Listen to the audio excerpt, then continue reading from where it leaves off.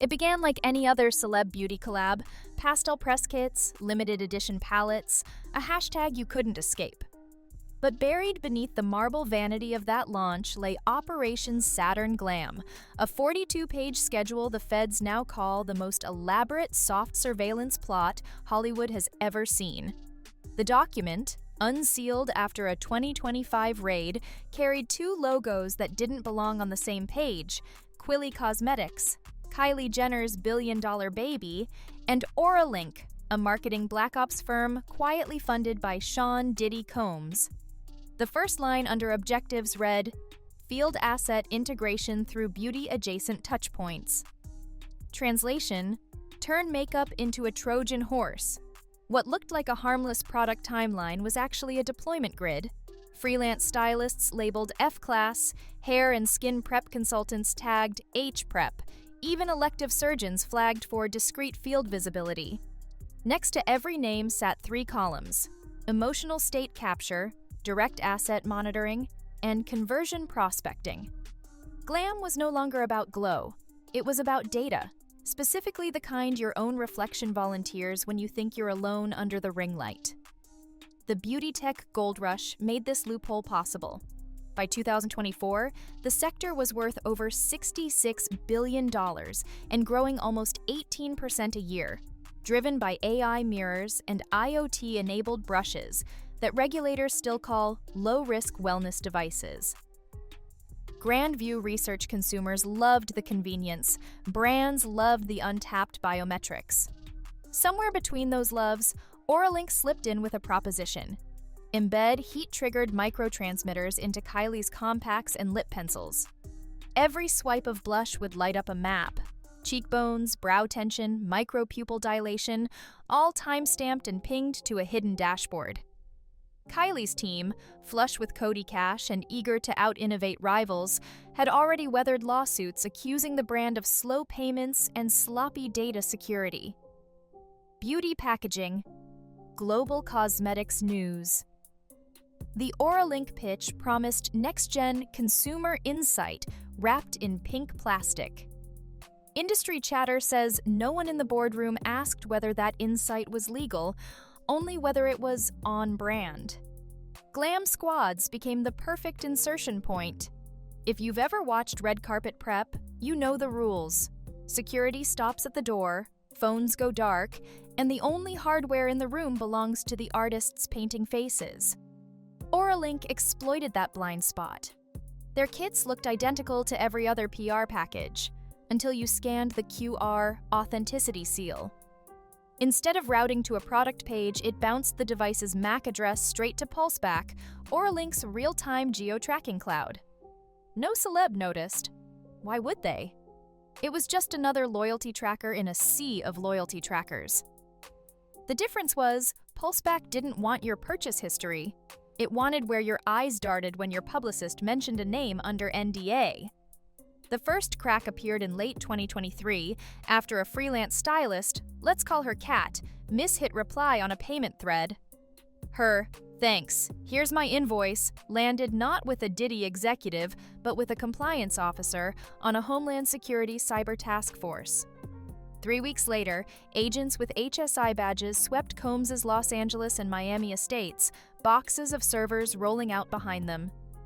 News anchors focused on the sex trafficking allegations that already dogged the mogul, but the affidavit also cited unauthorized biometric collection. The Washington Post inside those boxes were OraLink drives labeled Shatter. Project Shatter sounds like a Bond prop, and honestly, it played like one.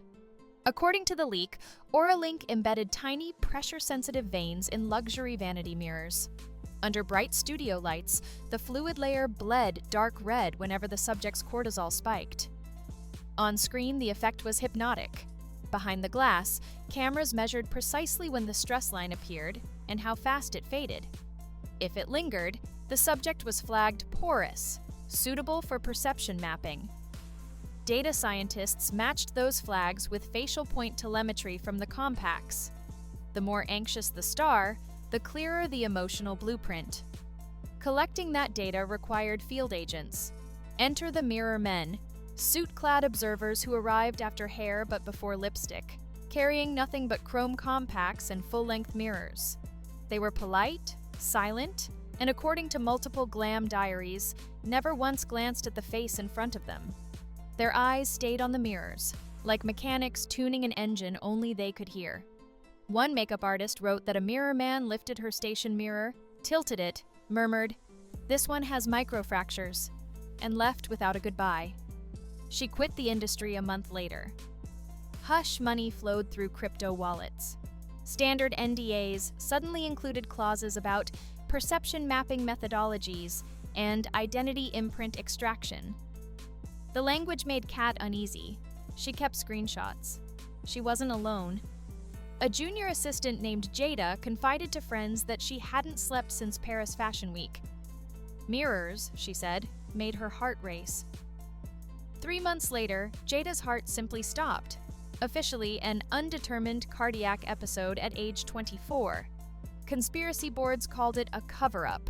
The coroner called it a tragedy. The truth remains sealed inside an LAPD evidence locker. By 2024, the fallout finally reached brand headquarters. Shareholder suits accused Kylie Cosmetics of harvesting biometric data without consent, piggybacking on earlier complaints about unpaid models and inflated valuation numbers. Global cosmetics news. Corporate spokespeople denied any role in OraLink's tech, yet internal emails subpoenaed in spring 2025 show executives praising game-changing consumer sentiment data. Meanwhile, Diddy entered a Los Angeles courtroom to face RICO counts tying trafficking proceeds to unregistered tech experiments. One former aide testified he threatened to harm critics because the data mattered more than any single person. The Guardian. The legal ripples extend far beyond two superstars. Privacy scholars warn that U.S. law still treats biometric beauty gadgets like fancy mirrors, not medical-grade scanners. University of Cincinnati Law Review blog proposed amendments now aim to classify any device that records involuntary physiological signals as a regulated health sensor, forcing full disclosure and user consent. Consumer advocacy groups celebrate the move. Fashion Week organizers panic about last-minute tech bans. Somewhere in the shuffle, thousands of compacts sit in celeb makeup bags, silently pinging servers no one can locate. OraLink itself is a ghost. The Delaware LLC folded days after the DHS raid, its assets funneled through shell partners in the Caymans. Yet PulseBack's IP range still resolves to an active AWS cluster. If you know where to look on the dark net, you can buy access. At least that's what the whistleblowers claim. They say fresh data keeps uploading every award season, each file labeled with nothing but a date and the word mirror. And that brings us here, staring down the barrel of our own reflections. Because tech always trickles down. Tomorrow's VIP vanity is next year's drugstore compact. When the mirror in your bathroom feels smart, ask yourself who else wants to see you blink. Data is the new contour, transparent on the surface, impossible to wash off. So, the next time a brand shouts 24-hour wear, maybe look closer at what's wearing you. After all, as one OraLink slide whispered in Helvetica so clean it felt like a dare, give them beauty, then take their vision.